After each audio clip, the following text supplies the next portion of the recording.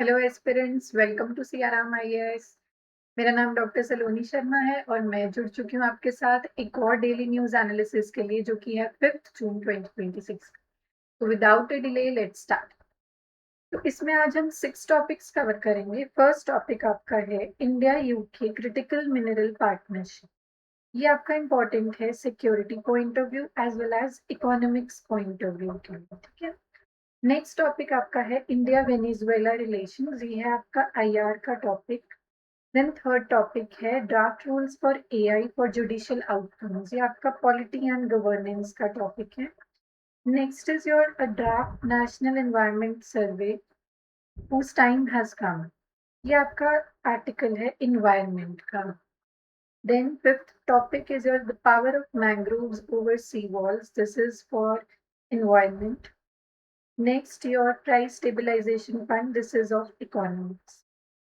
Environment के articles आज दो करेंगे क्योंकि 5 June is celebrated as world environment day. उसके कॉन्टेक्स्ट में आज हिंदू न्यूज़पेपर में इन्वायरमेंट के आर्टिकल स्पेसिफिकली आए हैं, ठीक है।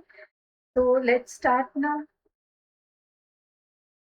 First article, India UK launch observatory to expand critical minerals partnership. ये है हमारा फर्स्ट टॉपिक। इंडिया और यूनाइटेड किंगडम ने क्या लॉन्च किया है? Observatory to expand critical minerals partnership. अब थोड़ा सा क्रिटिकल मिनरल्स के बारे में पढ़ते हैं। पहले क्रिटिकल मिनरल्स क्या होते हैं, then will come to the article. Critical minerals are metallic and non-metallic elements essential for economic development and national security, but highly vulnerable to supply chain disruptions. तो ये किसके लिए इंपॉर्टेंट होता है? Economic as well as national security के लिए। कहाँ कहाँ पे यूज होते हैं, we see that, will come to that. But highly vulnerable to supply chain disruptions क्यों मेंशन किया है? क्योंकि इसकी सप्लाई बहुत लिमिटेड है। That is why it is highly vulnerable to your supply chain disruptions. कोई भी डिसरप्शन आती है उसकी पूरी सप्लाई चेन में, मान लो चाइना से कोई मटेरियल आ रहा है और चाइना से that we won't export this mineral, ठीक है, तो सप्लाई चेन की डिसरप्शन हो गई उस चीज से। Next is due to geographic concentration. अब इन्होंने रीजन भी बता दिया कि सप्लाई चेन की डिसरप्शन क्यों है, क्योंकि ज्योग्राफिक कंसंट्रेशन है इन मिनरल्स की। कुछ एरियाज में ज्यादा पाए जाते हैं, कुछ एरियाज में कम है। जैसे इंडिया में क्रिटिकल मिनरल्स नहीं है इतने ज्यादा, चाइना में बहुत ज्यादा है। इंपोर्ट करता है इंडिया बेसिकली जो क्रिटिकल मिनरल्स हैं। Now they are foundational to clean energy, semiconductors and defence. ये एरियाज हैं जहाँ पे यूज होते हैं। क्लीन एनर्जी में, रिन्यूएबल एनर्जी में यूजफुल होते हैं, सेमीकंडक्टर्स में हमारे क्रिटिकल मिनरल्स यूज होते हैं, देन डिफेंस में यूज। अब इसके बाद में आएंगे। Now we go on to our article. Article क्या कहता है? इंडिया और यूके ने लॉन्च किया observatory to expand the critical mineral partnership, which is a very good thing for India as well as UK. Now, India and the United Kingdom on Thursday formally launched. Now, this name is very important. The name is Critical Minerals Global Chain Observatory, GSCO. Global Critical Minerals Global Supply Chain Observatory. Critical Minerals Global Supply Chain Observatory. You have to learn this name. This is an important name. Okay? Next, objective क्या है इसका? Objective mention किया to expand mineral coverage, further integrate advance technologies and unlock new bilateral investment opportunities. Bilateral investment क्या होती है? Mutually between two countries. Bilateral मतलब दो countries के बीच की जो इन्वेस्टमेंट अपॉर्चुनिटीज है उसको एक्सपैंड करता है। देन फर्दर ये एक्सपैंड करता है मिनरल की कवरेज को, एडवांस टेक्नोलॉजीज को, ठीक है। Next, the platform to be jointly operated by India's Technology Innovation in Exploration and Mining Foundation. ये है जो कि इंडिया की तरफ से पार्टिसिपेट करें इस ऑब्जेक्टिव में। Indian institute of technology ISM Dhanbad and UK में से कौन पार्टिसिपेट कर रहा है? University of Cambridge will institute a data-driven platform to monitor and analyze global critical mineral supply chain. Okay? Next up. अब क्रिटिकल मिनरल्स की definition भी no. Critical minerals होते क्या हैं, क्यों इंपॉर्टेंट है, विल रीड नाउ। इंडिया में critical minerals की स्ट्रैटेजी क्या है? The ministry of mines unveiled a list of 30 critical minerals for India. India में कितने कंसिडर होते हैं? 30 क्रिटिकल मिनरल्स, ठीक है। फॉर इंडिया अलग अलग कंट्रीज में वेरी करते हैं, किसी कंट्री में कम नंबर हो सकता है, किसी में ज्यादा हो सकता है। इंडिया ने 30 अपने अनवील किए हैं। कौन आता है ये मिनरल्स, क्रिटिकल मिनरल्स को कौन ओवरसी करता है? Ministry of mines. This is important, ठीक है। इंक्लूडिंग अभी क्रिटिकल मिनरल्स कुछ मेंशन किए हैं यहाँ पे names: lithium, cobalt, nickel, titanium, vanadium, niobium and rare earth elements. ठीक है, रेयर अर्थ एलिमेंट्स कितने होते हैं हमारे पास में? 17 रेयर अर्थ एलिमेंट्स होते हैं।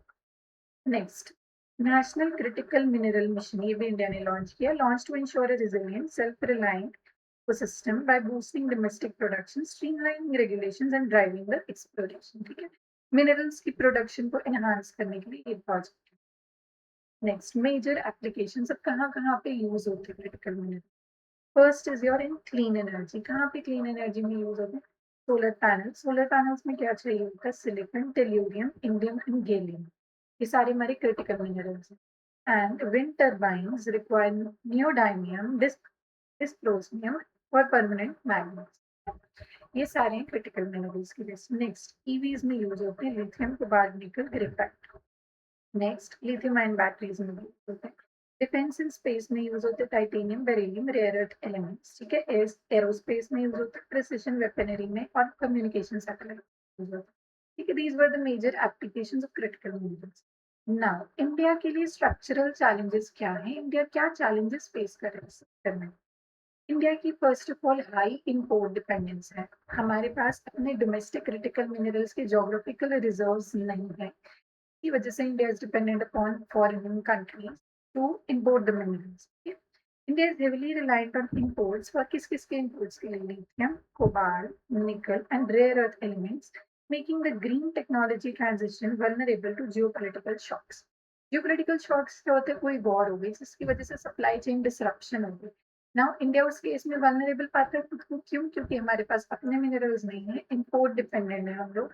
अगर कुछ भी वॉर लाइक सिचुएशन होती है, वी नो कि जैसे अभी मान लो हॉर्मुज स्ट्रेट का क्लोजर है, कुछ भी ऐसी सिचुएशन होती है, इंपॉर्टेंट स्ट्रेट्स क्लोज हो जाते हैं, इंपॉर्टेंट हमारे जो कंट्रीज होते हैं जो सप्लाई करते हैं वो रिस्ट्रिक्शंस लगा देते हैं कि we want export these minerals. कई बार सैंक्शंस लग जाते हैं, दूसरी कंट्री सैंक्शंस लगा देते हैं कि इस कंट्री से आप लोग इम्पोर्ट नहीं करोगे। This is okay. नेक्स्ट, अब नेक्स्ट चैलेंज क्या है इंडिया के लिए? चाइना की मोनोपोली। चाइना में सबसे ज्यादा मिनरल्स फाउंड होते हैं। China processes approximately 90% of the world's critical minerals, creating a massive single source geopolitical risk। ठीक है, 90% जो मिनरल्स हैं वो चाइना के पास है, ये उसकी मोनोपोली है एक तरह से। Next, many critical minerals are concentrated in few countries। इसकी एग्जांपल है, कुछ इंपॉर्टेंट मिनरल्स मैंने मेंशन किए हैं जैसे कि लिथियम। लिथियम की main countries you should remember, इस पे एक बार क्वेश्चन आ चुका है। क्वेश्चन क्या है? कोबाल्ट पे क्वेश्चन है कि कोबाल्ट कहाँ पे फाउंड होता है। ठीक है, 2025 यूपीएससी प्रीलिम्स में क्वेश्चन आया है कि कोबाल्ट के रिजर्व्स मैक्सिमम कहाँ पे हैं पूरे वर्ल्ड में? तो it is in democratic Republic of Congo, DRC में। Now you should know certain more things। Lithium के रिजर्व्स कहाँ पे हैं? क्वेश्चन तो फिर से आ सकते हैं ना इस चीज में। लिथियम के रिजर्व्स हैं Australia, Chile and Argentina. Then एक हम बात करते हैं लिथियम ट्रायंगल की। Lithium triangle also you should know, lithium triangle की कंट्रीज होती हैं एबीसी कंट्रीज: अर्जेंटीना, बोलीविया और चिले। ये साउथ अमेरिकन कंट्रीज हैं। ठीक है, फर्दरमोर ऑस्ट्रेलिया भी बहुत इंपॉर्टेंट है। ठीक है, next we come to the rare earth elements. Rare earth elements हमने बात की है चाइना में। Next, nickel. Nickel is in Indonesia. Maximum reserves बताएं इसमें किस कंट्री में ज्यादा है। Next we come to important government initiatives and reforms. Government के क्या इनिशिएटिव्स रहे हैं इस चीज में? MNDR Act, Mines and Minerals Development and Regulation Act, has been progressively amended to allow private sector participation। पहले इसमें गवर्नमेंट सेक्टर की मोनोपोली थी मिनरल्स के सेक्टर में, कि गवर्नमेंट सेक्टर ही अपनी माइनिंग कर सकता है, डिस्ट्रीब्यूशन कर सकता है। बट अमेंडमेंट की है इस एक्ट में सो दैट प्राइवेट सेक्टर की भी पार्टिसिपेशन अलाउ की जाए। Private sector participation in deep-seated exploration and decontrol several critical minerals की मोनोपोली ना रहे गवर्नमेंट सेक्टर की, प्राइवेट सेक्टर की इंट्रोडक्शन से और streamline process. Next is your KABIL. This is important. Khanij Videsh India Limited is a joint venture company formed by CPSCs to identify, acquire, develop critical mineral assets overseas. Example, in Australia and Argentina. बाहर वाली countries में हम कैसे develop कर सकते हैं और acquire कर सकते हैं, एक्सप्लोर कर सकते हैं क्रिटिकल मिनरल्स, उस चीज के लिए ये ऑर्गेनाइजेशन बनी है, Khanij Videsh India Limited, KABIL good. Now next we come on to one UPSC prelims question जो कि आ चुका है। नहीं ये नहीं आया है, this I have made from my side. Okay, the recently launched Critical Mineral Supply Chain Observatory (GSCO) आ सकता है ना question, is a joint initiative between India and which country? So based upon this article, you can easily answer this now. Is between India and UK, United Kingdom. Okay, now let's move on to the next article. See, this has been mentioned over here. World Environment Day. 5th June को World Environment Day celebrate होता है. You should know this thing. Okay, now let's come on to the article. Article क्या कहता है? A national environment survey whose time came. इस article में बात की है कि नेशनल एनवायरनमेंट सर्वे होना चाहिए इंडिया में ऑन द लाइंस ऑफ, जैसे कि इकोनॉमिक सर्वे होता है हर साल, वैसे ही हमें नेशनल एनवायरनमेंट सर्वे कंडक्ट करवाना चाहिए। रीजंस क्या साइट किए हैं इसमें कि एनवायरमेंटल डिग्रेडेशन की तरफ जा रहे हैं हम डे आफ्टर डे, ठीक है, उसकी वजह से it's a crucial time when India must focus upon annual environmental surveys on the lines of economic. Now let's come to the article. Anthropologist, whoever this is, okay, writes Anthropocene. This you have to understand. Anthropocene क्या होता है? Anthropocene is the epoch होता है time period in which human disturbance outranks other geological forces. इसमें human disturbance का इतना effect होता है इन्वायरमेंट पे कि बाकी के जो फोर्सेस हैं उसको आउटरैंक करते हैं। Basically, human interference in the environment is referred to as Anthropocene. Although some interpreters see the name as implying the triumph of humans. Triumph क्या होता है कि victory of humans over what? Over environment. The opposite seems more accurate. Without planning or intention, humans have made a mess of our planet. Humans की actions इतने unplanned होते हैं कि उसके repercussions की वजह से अभी हमें environmental degradation face करना पड़ता है. This is it. An unfolding crisis. अब इसको support किया है कुछ statistics के साथ में. These you can mention in your mains examination. ठीक है. Prelims में भी ये statement based questions आ सकते हैं. A survey of the Yale School of Environment of 10,000 Indians, December 24 से February 25 के बीच में हुआ ये survey, found that most respondents had experienced at least one extreme event. Extreme events कौन से experience किए हैं? Including heat waves. 71% लोगों ने हीट वेव्स एक्सपीरियंस की है। एग्रीकल्चरल पेस्ट एंड डिसीजेस, देखो ये सारी क्राइसिस हैं जो कि इन्वायरमेंट इस टाइम पे फेस कर रहा है, ठीक है। सिर्फ क्लाइमेट चेंज ही नहीं है, हीट वेव्स ही नहीं है, और भी क्राइसिस है, जैसे कि एग्रीकल्चरल पेस्ट एंड डिजीजेस ये भी बढ़ रहे हैं। Next your power outages, next water pollution, then droughts, then water shortages and air pollution, ये सारे क्राइसिस हैं, unfolding crisis. Now, next one is the desertification and land degradation. Atlas of India estimates that approximately 30% of the country's land is degraded. कैसे degrade हुई है? Desertification, salinization of land basically. Next, in India, the environment sits on the back bench. क्यों? क्योंकि हमारी जो budgetary allocation है environmental projects की तरफ वो बहुत कम है। कैसे? Starved of funds with only 0.07% of the annual budget allocated to the Ministry of Environment, Forest and Climate Change. Yeah, 0.07% की budgetary allocation है. This also you need to remember. You can quote it in mains examination, or we never know अगर prelims में भी ये statement आ जाता, ठीक है. Next.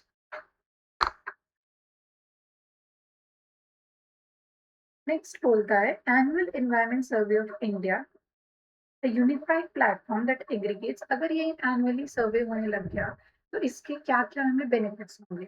Aggregates evidence, conducts independent audits, issues optionable assessments and grades performance. ये सारे इसमें इंक्लूड हो जाएंगे हमारा जो भी एनुअल एनवायरमेंट सर्वे रहेगा। Next,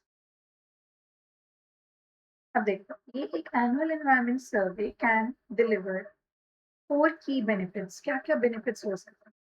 first, it would help prevent further environmental degradation, और डिग्रेडेशन को प्रिवेंट करेगा कि we don't go towards more and more environmental degradation, ठीक है। is in need of the hour to protect the environment at this particular point especially. Temper climate driven disasters, जो कि climate driven disasters होते हैं, जैसे कि आपका कोई ये earthquake is not a climate driven disaster. Climate driven disasters में आते हैं आपके क्लाउड बर्स्ट होगा, ठीक है, कोई भी अनटोवर्ड इवेंट्स, एवलांचेस, ठीक है, all these things which are specifically climate driven, climate की वजह से जो डिजास्टर्स पैदा हो रहे हैं, and build resilient responses, coordinated action and better resource use. Yes, second advantage, it would support the timely achievement of climate target। जो भी हम climate targets असाइन करेंगे, सर्वे इंश्योर करेगा कि हम लोग उसको अचीव करें। अभी तो हम लोग टारगेट्स बना के छोड़ रहे हैं, ठीक है, उसकी सर्वे कहाँ पे हो रहा है कि have we achieve those targets और not. Now this survey would enhance that, enhance credibility and unlock climate finance। Third, it would better align economic development with conservation while protecting tribal rights, traditional livelihoods, and interests of the displaced communities. Tribals to be protected. उनके rights पे ensure करेगा, the P R ensuring their rights, जो कि environmental degradation की वजह से, जो कि डेवलपमेंटल प्रोजेक्ट्स होते हैं हमारे इकोनॉमी में, उनकी वजह से ट्राइबल्स को बहुत बड़ी डिस्प्लेसमेंट फेस करनी पड़ती है, ठीक है। This is also an environmental concern we face. अगर ये सर्वे होगा, दे विल इंश्योर कि tribals are also better रीएलोकेटेड।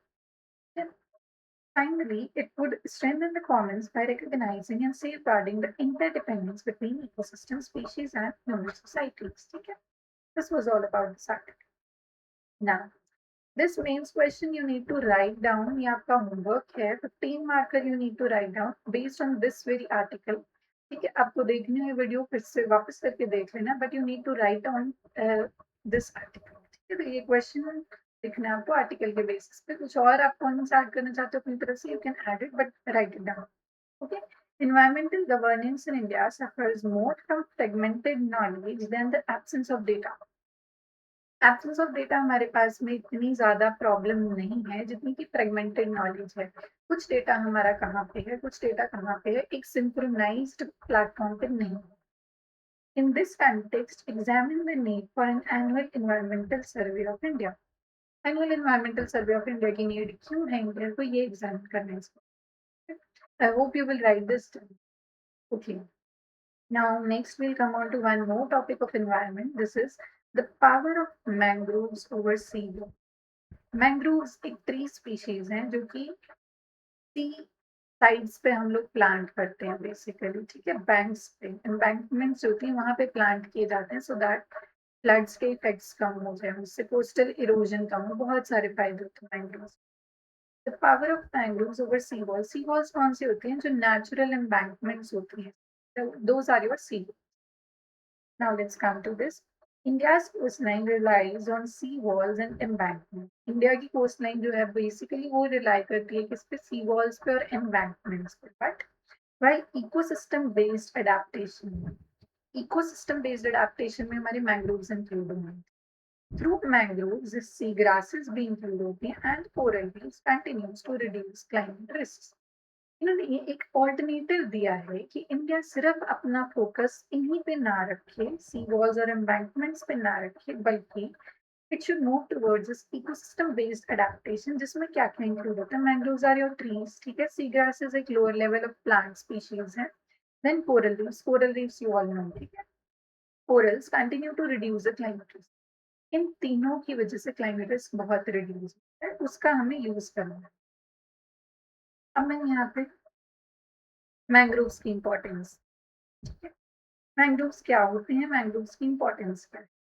Mangroves are a diverse group of salt tolerant plant community. Salt tolerant, you have to remember this. Salt tolerant को हम एक और term से denote करते हैं, which is your halophytes. Halo means salt, phytes means lovers, halophytes बोलते हैं। Diverse groups of salt-tolerant plant communities found in the tropical or subtropical। India का क्लाइमेट कैसा रहता है, ट्रॉपिकल, ट्रॉपिकल और subtropical coastal intertidal Jones.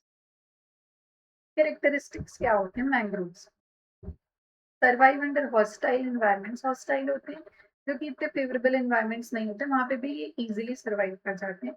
High salt and low oxygen, in environments में easily survive कर जाते हैं मैंग्रोव्स। नेक्स्ट, वे roots pneumatophores बोलते हैं इनको। न्यूमेटोफोर्स होते हैं जिनपे पोर्स होती हैं, ब्रेथ टेकिंग रूट्स बोलते हैं। Absorb oxygen from the atmosphere. अब इनके जो रूट्स होते हैं वो डायरेक्टली ऑक्सीजन एब्जॉर्ब कर लेते हैं। अदरवाइज कौन एब्जॉर्ब करता है? प्लांट्स में लीव्स एब्जॉर्ब करती हैं। इसमें क्या है कि सॉल्ट टॉलरेंट होती हैं, पानी के नीचे रहती हैं इसकी रूट्स, वहां से डायरेक्टली एब्जॉर्ब कर लेती हैं ऑक्सीजन। सक्यूलेंट लीव्स, लीव्स इसकी थिक होती हैं, सक्यूलेंट होती हैं to store fresh water. Next, mangrove cover की बात की। मैंग्रोव्स कहाँ पे हैं? इंटरनेशनल लेवल पे, ग्लोबल लेवल पे एशिया में सबसे ज्यादा मैंग्रोव्स होते हैं। Next is Africa, then north and central America, then south America. Next, India में कहाँ कहाँ है? इंडिया में जो मैक्सिमम मैंग्रोव्स फाउंड होते हैं वो होते हैं हमारे वेस्ट बंगाल।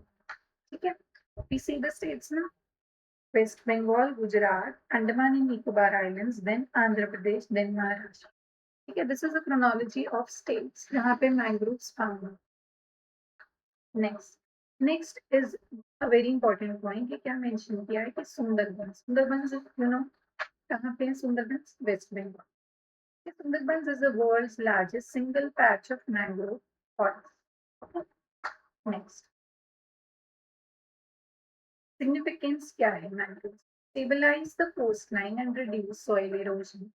तो इनको बांध के रखते हैं इनकी रूट्स। इनकी जो रूट स्ट्रक्चर होता है it is very widely spread roots होती हैं, वहां से इरोजन को बहुत कम करती हैं। अगर उस कोस्टल एरिया में फ्लड जैसे सिचुएशन आते हैं उसको भी control. Next, protection against cyclones, improve water quality by absorbing the nutrients। important carbon sink, blue carbon बोलते हैं, ठीक है, कार्बन सिंक होते हैं। नेक्स्ट, थ्रेट्स क्या है? कमर्शियलाइजेशन ऑफ कोस्टल एरियाज, वहाँ पे कोई ना कोई कमर्शियल एक्टिविटी स्टार्ट कर दी जिसकी वजह से अब मैंग्रोव्स को डिसएडवांटेज है, डिग्रेडेशन हो रही है बेसिकली एनवायरनमेंट की। Mangroves would be uprooted from there अगर कमर्शियलाइजेशन हो गई कोस्टल एरियाज की, वहाँ पे कोई होटल्स बन गए, कोई कंस्ट्रक्शन हो गई, वहाँ से obviously natural environment will suffer over there. Next, emergence of shrimp farms. Shrimp farming एक और प्रैक्टिस है जिसमें कि श्रिम्प उगा के हम लोग एक्सपोर्ट करते हैं। Basically India is a very good exporter of sea food, उसकी वजह से भी ये mangroves threaten. Next, temperature fluctuations, mangroves can't survive freezing temperature, moderate temperature चाहिए। हमने पढ़ा ना ट्रॉपिकल सब ट्रॉपिकल एरियाज में होते हैं ये। नाउ कंजर्वेशन मेजर्स, कैसे हम लोग कंजर्व कर सकते हैं mangroves? Inclusion of mangroves in biosphere reserves in UNESCO global geoparks could be one solution. Another could be mangroves for the future। ये ग्लोबल लेवल पे इनिशिएटिव्स हैं। इनिशिएटिव किसका? IUCN और UNDP का है। Next, mangrove alliance for climate, UNFCCC COP27 में declare हुआ। Meetings होती है ना, कॉप्स होती है एनवायरमेंट की, 27th मीटिंग में डिक्लेयर हुआ था मैंग्रोव अलायंस। इंडिया के लेवल पे क्या है? नेशनल मैंग्रोव कमेटी फॉर्म हुई थी 1976 में। तो नेक्स्ट वन, ये MISHTI program, this is a very important one क्योंकि अभी ये 2-3 साल पहले ही बजट में अनाउंस हुआ है। मिश्ती, मिश्ती की फुल फॉर्म क्या है? Mangrove initiative for shoreline habitats and tangible environment. Basically mangroves को प्रोटेक्ट करना और रीग्रो करना वहाँ पे। दिस वन यूनियन बजट 23-24 में अनाउंस हुआ मिश्ती की scheme. Now, this is also a very good pointer here. International Day for Conservation of the Mangrove Ecosystem कब सेलिब्रेट होता है? जुलाई 26 यूनेस्को, ठीक है, जुलाई 26 को सेलिब्रेट होता है। अभी थोड़ा सा आपको डेज पे भी ध्यान देना पड़ेगा क्योंकि UPSC has started asking about certain days. तो मैंग्रोव डे जुलाई 26, एक और कौन सा किया हमने आज? Environment day which is your June 5। अब ये क्वेश्चन आ रखा है, ऑलरेडी आया हुआ है यूपीएससी प्रीलिम्स 2026 में। Will try to solve this. Mangroves पे आया है question. Which of the following best explains the rationale for protecting mangrove ecosystems in context of climate resilience? इस साल का एक क्वेश्चन है, ठीक। Try to solve this now। क्या करना है इसमें? आपको करेक्ट स्टेटमेंट चूज करनी। मैंग्रोव इकोसिस्टम्स के रिलेशन में कौन कौन सी है? 3 statements you have been provided। Let's read this। Mangroves reduce tidal energy and store fresh water, making them ideal sites for paddy cultivation and saline estuarine beds. The statement correct? Mangrove tidal energy reduce करते हैं। Tidal energy कौन सी होती है? सी की energy, क्योंकि shores पे है। And store fresh water, fresh water store करते हैं क्या? मैंग्रोव फ्रेश वाटर नहीं स्टोर करते। मैंग्रोव कौन से वाटर स्टोर करते हैं? Salt water store, brackish water भी बोलते हैं। ब्रैकिश वाटर और salt water is one and the same thing, ये स्टोर करते हैं mangrove. So this statement becomes wrong. You have to identify, एक भी अगर उसमें word wrong होता है, that makes that statement wrong. Tidal energy store reduce करते हैं, fresh water store करते हैं, नहीं store करते, so this makes the statement wrong. Next, the salt sensitive rules filter sea water, making mangroves key to converting coastal land into freshwater aquaculture zones. Salt sensitive होती है इनकी? No, salt sensitive नहीं होती। हमने क्या देखा है? सॉल्ट लविंग रूट्स होती हैं इनकी, हेलोफाइट्स लिखा ना यहाँ पे, सॉल्ट टॉलरेंट रूट्स होती है, ठीक है। This statement also becomes wrong. Second statement wrong.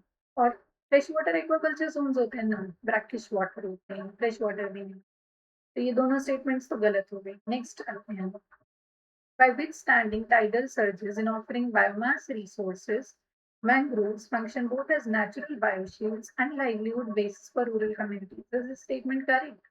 This statement is very correct. कैसे? By withstanding tidal surges. Tidal surges ये विथस्टैंड कर लेते टाइडल सर्जेस क्या होते हैं? जो कि वाटर की मूवमेंट होती है due to gravitational pull of moon. Tides होती है ना, हाई टाइड्स लो टाइड्स होती हैं, ठीक है। And offering biomass resources, biomass resources offer करते हैं, ऑब्वियसली ऑफर करते हैं, ट्रीज हैं, बायोमास रिसोर्स ऑफर करेगा। Mangroves function both as natural bioshields क्योंकि ट्रीज हैं, and livelihood basis for rural community. तो ये दोनों एक स्टेटमेंट करेक्ट है, इसमें 3 only would be the answer. This is the answer. अगर आपने फर्स्ट एंड सेकंड स्टेटमेंट पढ़ते ही रूल आउट कर दिया, you don't even need to read the third statement, it will automatically become incorrect. Next आते हैं, anthropocene क्या होता है? ये प्रीवियस न्यूज आर्टिकल में से जो मैं इससे पहले पढ़ा। The term Anthropocene refers to, and you need to go through the options: a period of natural climate stability, a geological epoch dominated by human influence on Earth system. So this is the answer. बहुत close options framing होती है UPSC में, so you need to be very particular about whatever you read. जो भी पढ़ोगे अच्छे से पढ़ना, तो बी आंसर हो जाएगा। Era of volcanic activity, no. Phase of biodiversity recovery, no. Period of natural climate stability, no. Anthropocene होता है human activity, human interference क्या है, ठीक है। Geological epoch is a time scale पे होता है, dominated by human influence on Earth. So this is the answer. Okay. Next article पे आते हैं, energy tie-ups. Tops bilateral agenda as Modi meets Delhi. अब हमारे जो प्राइम मिनिस्टर हैं उनकी जो भी मीटिंग्स रहती हैं, दे बिकम इम्पोर्टेंट। इस पे क्वेश्चंस आ जाते हैं बहुत बार कि हमारी जो भी किसी दूसरी कंट्री के साथ में मीटिंग्स हुई, जो भी अग्रीमेंट्स हुई, उसमें क्या क्या डिस्कस। तो अब आते हैं किस किस की मीटिंग थी। इंडिया और वेनेजुएला की मीटिंग थी। Prime minister holds discussions with Venezuela's acting president on also expanding cooperation in critical minerals. ये एरियाज आपको याद रखना है। किस किस पे बात हुई है? क्रिटिकल मिनरल्स पे बात हुई है, टेक्नोलॉजी पे, agriculture and health, importance of global south solidarity. This is what people to people types emphasised. Global south countries कौन सी होती है? वो साउथ में आती है। ग्लोबल साउथ में मोस्टली हमारी डेवलपिंग कंट्रीज आती हैं, जो कि सदर्न हेमिस्फेयर में है, excluding what, including Australia. Australia को हम ग्लोबल साउथ में कंसिडर नहीं करते हैं क्योंकि it is a developed country. जो डेवलपिंग कंट्रीज हैं मेनली उनको हम बोलते हैं ग्लोबल साउथ। ओके, तो Venezuela is one of them, India is one of them. तो ये आर्टिकल क्या कह रहा है? India's partnership with Venezuela is of immense importance for the global south. ये प्राइम मिनिस्टर मोदी जी ने कहा है, welcoming Delsey Rodriguez, acting president of Venezuela. Venezuela के लास्ट प्रेसिडेंट जो थे, वो उसके बाद में कोई इलेक्शंस नहीं हुए, मदुरो थे, ठीक है। उनके बाद में कोई इलेक्शंस नहीं हुए, तो ये अभी एक्टिंग प्रेसिडेंट है हमारी डेल्सी रोड्रिगेज, वो आई थी। Then a South American country called energy security, a fundamental pillar of the bilateral relationship. Okay, next आते हैं वेनेजुएला। वेनेजुएला के साथ इंडिया के रिलेशंस कैसे हैं, ये एक पहले आर्टिकल कवर हो चुका है न्यूज़पेपर में हिंदी में। वेनेजुएला's रिसोर्स पूल्स। वेनेजुएला में क्या है, लार्जेस्ट ऑयल रिजर्व्स हैं, वर्ल्ड के largest oil reserves, but still it is facing an economic crisis.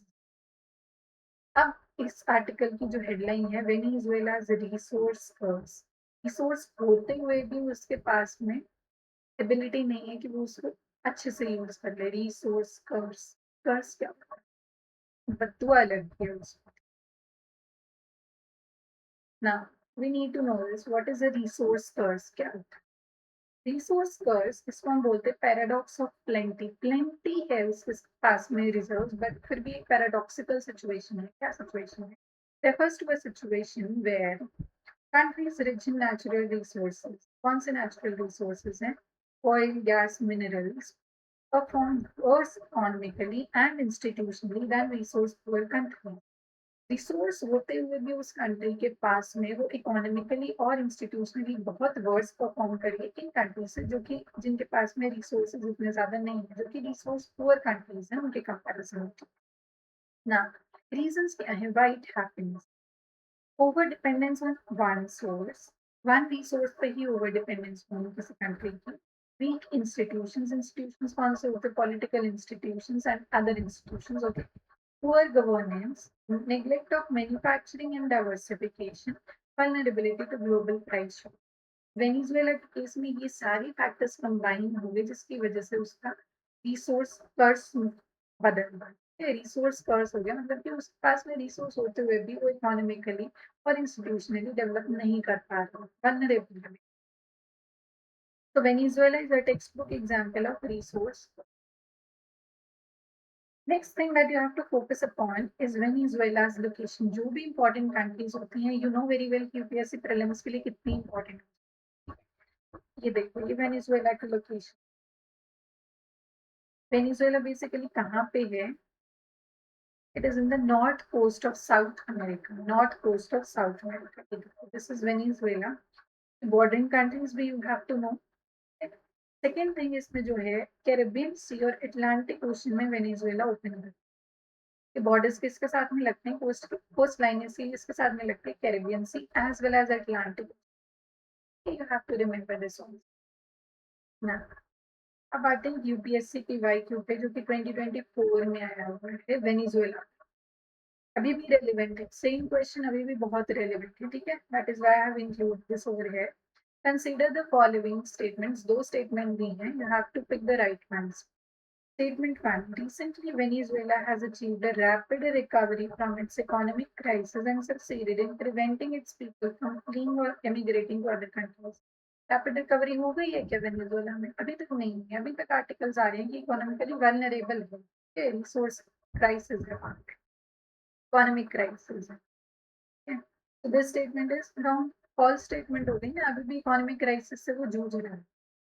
Statement number 2, Venezuela has the world's largest oil reserves, as I already said you, कि वो oil reserves के पास में world के largest हैं, so the statement is correct।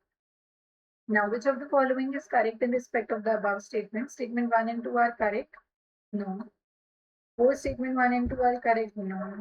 Statement 1 is correct, 2 is incorrect? No. So the option becomes this one. Statement 1 is incorrect, but statement 2 is correct. The option. Okay, I hope this is clear। अब आते हैं next article पे। This is a polity का article है, governance का article है, ठीक है। Draft supreme court rules. Draft rules होते हैं जब वो अभी फ्रेमिंग की स्टेज में है, अभी वो इनैक्ट नहीं हुए हैं, तो वो ड्राफ्ट स्टेज में है अभी। Draft supreme court rules prohibit the use of artificial intelligence for judicial outcomes and witness profiling. Supreme court basically क्या करना चाह रहे हैं कि जो आर्टिफिशियल इंटेलिजेंस है वो अभी आपको पता है कि कोर्ट्स में यूज होनी शुरू हो गई है, जुडिशरी में आर्टिफिशियल इंटेलिजेंस की हेल्प से काफी काम रिजॉल्व हुए हैं, ईजी हुए हैं। बट सुप्रीम कोर्ट ने क्या वो किया है, प्रोहिबिट क्या किया है, use of artificial intelligence for judicial outcomes की। जो भी जुडिशियल आउटकम्स होंगे, किसी भी केस के नतीजे होंगे, उसके लिए आपको आर्टिफिशियल इंटेलिजेंस पे डिपेंडेंट नहीं है। And in the case of witness profiling, witness profiling क्या होता है, कोई भी विटनेस आता है कोर्ट में किसी केस के लिए, साइकोलॉजिकल हमारे वहाँ पे एक्सपर्ट्स बैठे होते हैं जो कि देखते हैं, वेरीफाई करते हैं कि ये बंदा झूठ बोल सकता है या फिर ये सच बोल रहा है। विटनेस प्रोफाइलिंग उस चीज को बोलते हैं कि हमारा विटनेस ट्रूथफुल है या फॉल्स है, काफी पैरामीटर्स के बेस पे होता है। अब आर्टिफिशियल इंटेलिजेंस को उस पर भी नहीं यूज करना, ये सुप्रीम कोर्ट ने अपनी ड्राफ्ट गाइडलाइंस में प्रोहिबिट किया। They underline that AI systems used in court processes must function solely in an assistive capacity. क्या कह रहे हैं कि जो AI systems हम लोग यूज करें assistive capacity में यूज हों, humans को assist करना चाहिए basically, and remain strictly subservient होता है नीचे to human judgment and judicial authority. Human judgment जो होती है उसको कह रही है कि सबसे ऊपर रखने, उसके नीचे आपको आर्टिफिशियल इंटेलिजेंस को लेके आना है असिस्टिव रोल्स के लिए, असिस्ट करवाने के लिए, बेसिकली एज एन असिस्टेंट, उस पर पूरी तरह से डिपेंडेंट नहीं। Prohibiting the use of AI to determine judicial outcomes, the Supreme Court AI committee has proposed draft regulations that bar मतलब stop करना है इस चीज को, bar AI assisted sentencing without mandatory human oversight, prevent AI systems from profiling parties or witnesses, and disallow the use of opaque or unexplainable AI systems in court processes. Opaque or unexplainable AI processes का भी use disallow करना। The proposed regulations come amid concerns expressed by the top court in recent months over the growing reliance on AI की बढ़ती reliance पे by courts in rendering judgment. It was not merely an error in decision making but amounted to judicial misconduct. ठीक है, AI की help से आप लोग सिर्फ ये नहीं कह सकते कि ये एक एरर हो गई है decision, but it would be considered as a judicial misconduct अगर कोई भी रूलिंग आपकी गलत हो गई। AI systems used in court processes must function solely in an assistive capacity and remain strictly subservient to human judgment and judicial authority. Applications involving higher levels of risk to personal liberty, any lawful right of a person or integrity of judicial outcomes shall be subject to the correspondingly heightened safeguards. Heightened safeguards में होनी चाहिए, ऐसे होनी चाहिए, including mandatory human in the loop requirements. Human in the loop होता है कि human means को आपको उस चीज में incorporate करना ही करना है, solely AI based systems पर reliant नहीं है, and independent oversight the draft states. तो ये article basically ethical use of AI पे बात की है। ठीक है, आपको ये पता होना चाहिए कि हम एआई को कहाँ कहाँ नहीं यूज कर सकते, सुप्रीम कोर्ट ने कहाँ कहाँ मना किया, कोर्ट्स में यूज हो रहा है बट असिस्टिव कैपेसिटी में यूज करना है, not to be reliant fully on it. Next article करते हैं। Centre clears ₹10,000 crore to keep ATF prices stable. ये आपका इंडियन एक्सप्रेस का आर्टिकल है, very important article in this era of crisis, economic crisis. ये देखो, to shield the airlines and OMCs, OMCs क्या होती है, oil marketing companies, from global fuel price surge. आपको पता ऑयल के प्राइसेस ऊपर जा रहे हैं, क्यों जा रहे हैं, वेस्ट एशिया क्राइसिस है, ठीक है, हॉर्मुज स्ट्रेट पे अभी भी क्लोजर है, उस पर रिस्ट्रिक्शंस हैं। तो shield the airline when OMCs from global fuel price surge हो रही है, ठीक है, ऊपर जा रहे हैं फ्यूल के प्राइसेस, उसको काउंटर बैलेंस करने के लिए सेंटर ने क्या किया है, ₹10,000 करोड़ का एक फंड क्लियर किया है to keep the ATF prices stable. ATF क्या होता है, aviation turbine fuel. Aviation turbine fuel जो कि आपके एयरप्लेन्स में फ्यूल यूज होता है, that is known as aviation turbine fuel. अब उसके प्राइसेस को स्टेबल करने के लिए सेंटर ने ये फंड क्लियर किया है, ठीक है। कौन सा फंड है ये, प्राइस स्टेबलाइजेशन फंड मैकेनिज्म, ठीक है। फंड के मैकेनिक्स क्या है, दिस इज एन इकोनॉमिक्स का आर्टिकल। द पर्पस, अब जो भी फंड है, शैल कंपेंसेट ओएनसीज, किसको कंपेंसेट करेगा, ऑयल मार्केटिंग कंपनीज को, for losses arising from elevated international ATF prices wherever the prevailing import parity price जिस पे हम लोग import कर रहे हैं ऑयल, इंडिया का 85% क्रूड ऑयल इंपोर्ट्स के थ्रू आता है। A huge reliance of India on imports for crude oil, उसकी वजह से हमारी प्राइसेस एकदम से राइज कर, बट उस चीज को काउंटरैक्ट करने के लिए, काउंटर बैलेंस करने के लिए गवर्नमेंट की ये फंड स्कीम है। The fund shall compensate OMCs, oil marketing companies, for losses arising from elevated international prices whenever the prevailing import prices exceed the benchmark price determined under the approved mechanism. उस time पे ये fund activate हो जाए, ठीक है।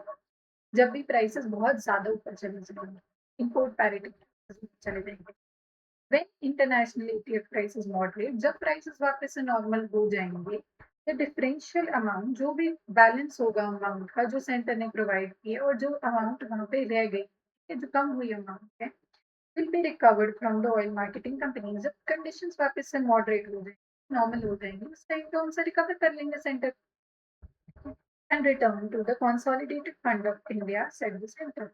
Consolidated fund of India में वो चले जाएगा.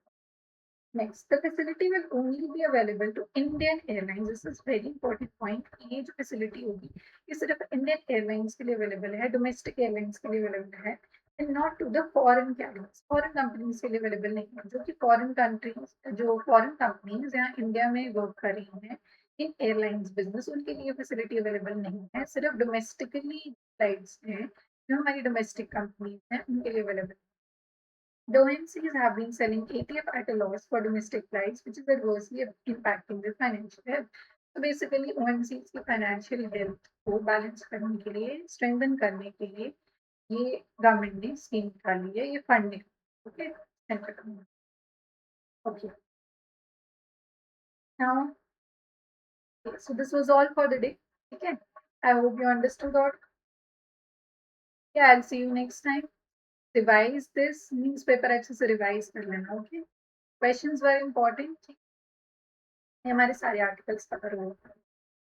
Okay, so thank you. Goodbye.